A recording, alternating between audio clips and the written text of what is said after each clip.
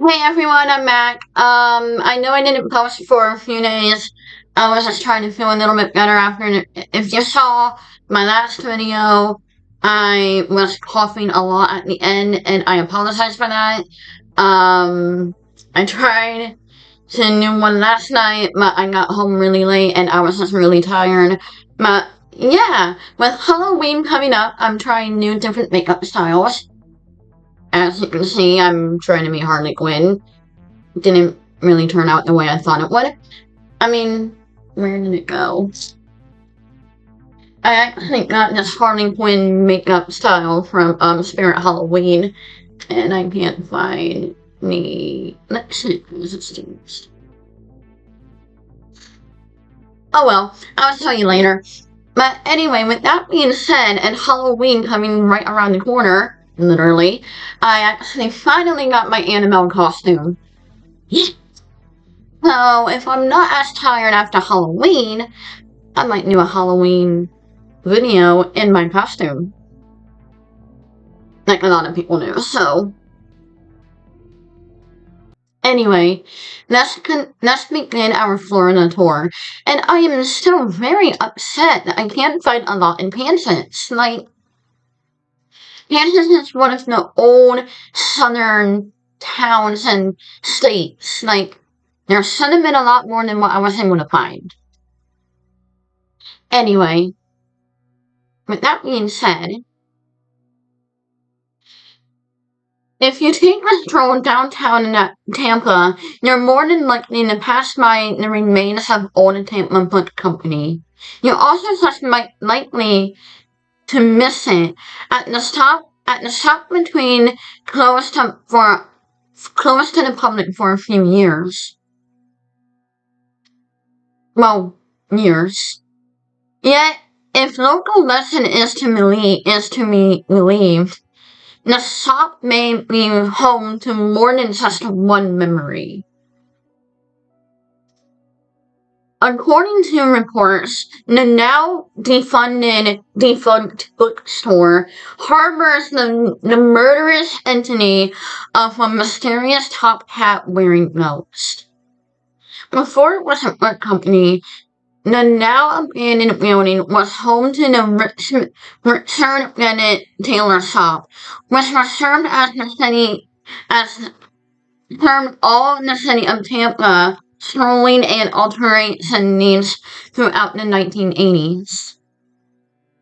But one day in early October of 1989, the owner of the tailor shop failed to show up for work. Customers were confused, maybe a little annoyed, having to wait another day to pick up their freshly altered clothing, but nothing more.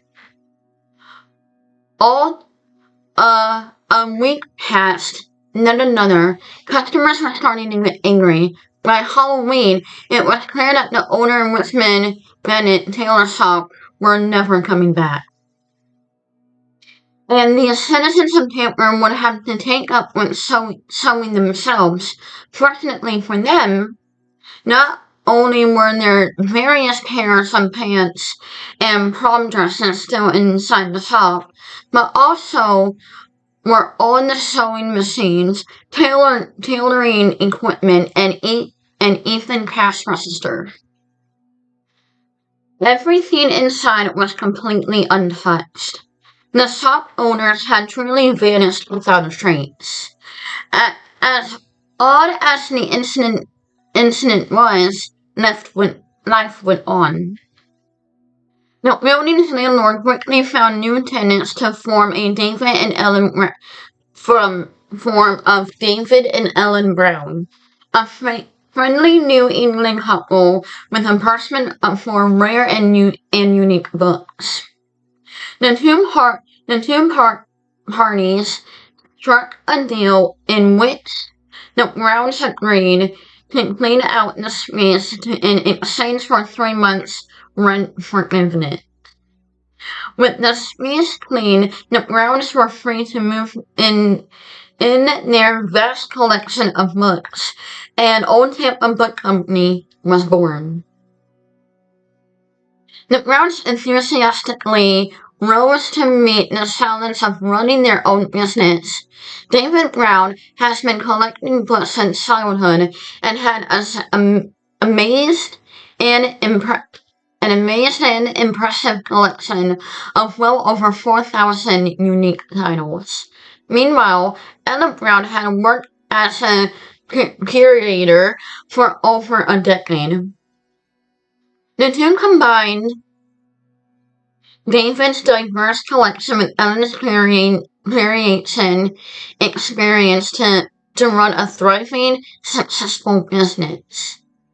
The Browns were also able to cut down on costs by repurposing the furniture left over from the tailor shop, cultivating the perfect cozy environment for partners to browse through and read their new finds. For the next 20 years, Old Tampa Book Company remained a beloved fixture with the Tampa community as well as an inspirational model for family-owned businesses everywhere. Sadly, the change with Ellen Brown's health began to decline. Her condition prompted the Browns to sell the company and move back home to New England to be closer to their family. Thankfully, this was not the end of the Old Tampa Book Company. Loyal employee Carrie Carney's promptly stepped up to the plate and took over the Browns' absence. Carney's had worked the book company for 5 years, managing the store online sales division and position that allowed her to learn all the ins and outs of running a bookstore. With the help of her husband, Carney has purchased the store and the Browns and transitioned from manager to owner under their mentorship. The talk soon turned out to be quite an undertaking. The shelves contained 40,000 titles with an additional 20,000 more in storage. And at the time Carney's took over, the store's total inventory was a value around 650,000. Putting her training to good use, Carney's bought the once quiet cozy Tampa Book Company into the modern era. Carney is expanding the bookshop presence on social media, held daily sidewalk sales on the busy streets of Tampa, and hosted open mic events, author Q&As, and music nights at the shop. For a while, business was booming, but in 2017, the Old Tampa Book Company let customers know via their Twitter account that they will be closing their doors due to an undisclosed manufacturing issue. No further updates were released, and the shop remains closed to this day. Despite the lack of human activity going on inside the shop, local visitors in Tampa have reported plenty of activity of more than paranormal nature going on behind the glass. Weirder still, back when the book company was still up and running, the previous owners reported a shocking discovery. One night, the shop's alarm system suddenly went off in the middle of the night.